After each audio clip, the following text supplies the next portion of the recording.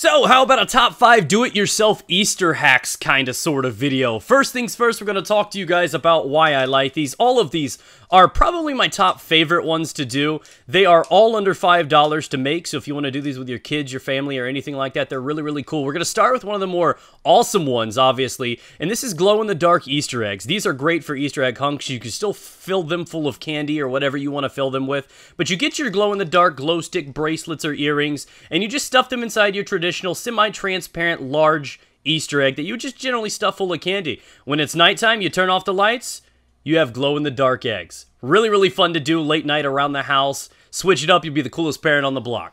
Next up, and number 2 on my list, is what I like to call gel eggs. And I know it's really, really weird, but what you do is you do what you normally would do to create Jell-O. As you can see, I have the liquid form, and I have a mold prepared for me. You could technically take traditional, just plastic Easter eggs and have them horizontally cut instead of vertically. And you could sit these inside of them and put them inside of I guess, an egg carton.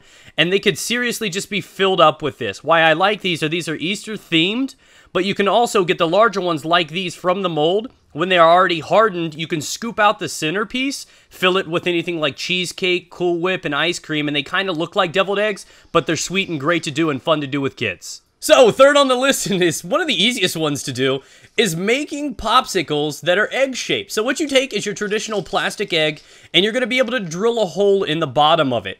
With this, you can use a knife and just rotate it around. Obviously, you want your parents to do this with your children and watching this. But you fill it full of your favorite drink, your soda, Kool-Aid, whatever you want, and you bleed it in to that little hole right there. You also take a lollipop stick, not a popsicle stick, but a lollipop stick, and you feed it down into it. You put it upside down inside of an egg carton and let this freeze overnight. Not only are these great and really, really cool, they pop off the top and they look like little eggs, but this is also something you can do outside of the Easter theme. If you wanted to take your favorite Kool-Aid, you could put it in an ice cube tray, stretch some wrap over the top, and use toothpicks. You can have your very own homemade popsicles. So this is probably one of the coolest looking ones to do. If you've never done this before, it's great to do. Again, it's not necessarily Easter themed, but it goes really, really well with it, the colors and everything. You always have those pastel pinks and stuff like that. So what you do is you take your Sprite. I prefer Sprite. I believe it works with Sierra Mist and other similar products. But you pour your Sprite into a glass. Obviously, don't put it too high or this thing will, in fact, overflow. If you do not know, cotton candy breaks down inside of it.